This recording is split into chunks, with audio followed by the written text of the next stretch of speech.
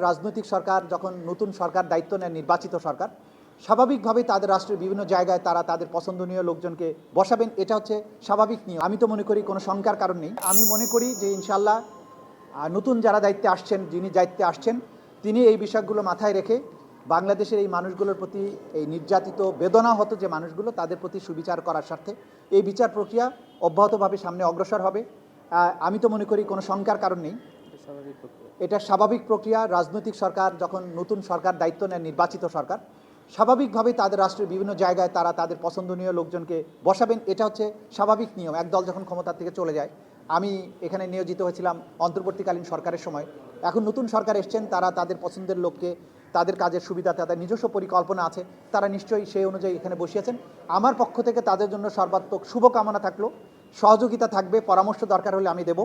এবং আমি একজন সাধারণ নাগরিক হিসাবে চাইব যে বিচার প্রক্রিয়া এখানে চলমান আছে সেটার জন্য অবশ্যই অব্যাহত থাকে, বাংলাদেশে এই অপরাধগুলো পুনরায় আর কখনো সংগঠিত হতে না পারে। এটাই মোটামুটি এখনকার প্রতিক্রিয়া আমার জন্য। আপনারা সবাই ভালো থাকবেন।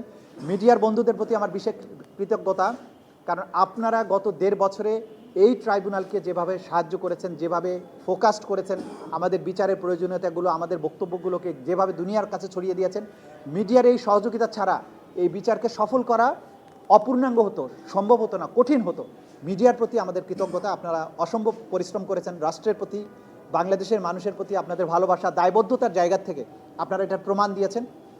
আমি আশা করব আপনারাও আগামীতেও এই একই ধারা অব্যাহত রাখবেন। বাংলাদেশটা আবার সবার হোক। বাংলাদেশে বিচারের পরে এমন একটা পরিবেশ হোক যে অপরাধগুলোর বিচার আজকে এখানে হচ্ছে, এই একই ধরনের অপরাধ বাংলাদেশে আর ফিরে না আসুক। কারণ আমরা আর ওই ধরনের অপরাধকে আর অ্যাফোর্ড করতে পারবো না। আবার গুম হয়ে যাবে, নাই হয়ে যাবে, যখন তখন তাকে ধরে নিয়ে যেয়ে হত্যা করবে, পুলিশ নির্বিচারে গুলি করে মানুষ মারবে, এইরকম দিন আমরা আর দেখতে চাই না। সেই কারণে সবাই মিলে আমরা কাজ করেছি।